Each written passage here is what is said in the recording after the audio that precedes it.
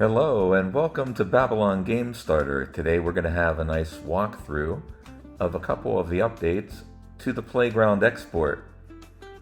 As you can see here, I have two different windows open, and each window is logged into the Playground. And in the Playground, there are a few new things. First of all, since there is more source code coming in, we must keep in mind that there are a few workarounds that I'm currently using to accommodate these glitches. So if the screen turns up white, go ahead and take the Playground UI and turn it on, and then go ahead and execute the run once again. So, and then you can feel free to toggle off the Playground UI as needed. Okay, secondly, you may have noticed the new icon down here, and this new icon is for what it looks like for chat.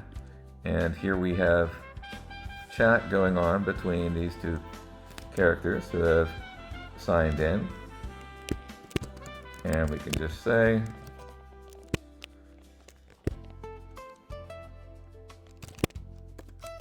okay, and there we go. And then we can also do, well, we can just go back and forth. Let's just say over here, I think you got the point with the chat, but we can also take it a step further and then go to over here to the, let's say, the monochrome, where we're illustrating one of our new features, which is the easy adding of volumetric fog with Voronoi type of regions, as well as a bunch of other configurable aspects to it. So I'm going to go ahead and open the chat here, and you can see we have already been over in this room. So each of the environments as it's set up, or levels, however you use the platform, will give you a potentially separate chat if that's the way you want it.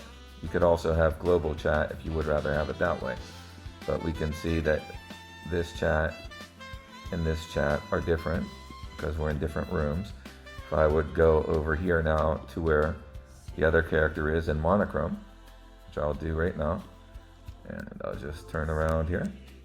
So now if I go in, as you could imagine, and then I can say, hey, and I think you get the point. There we have a few new things.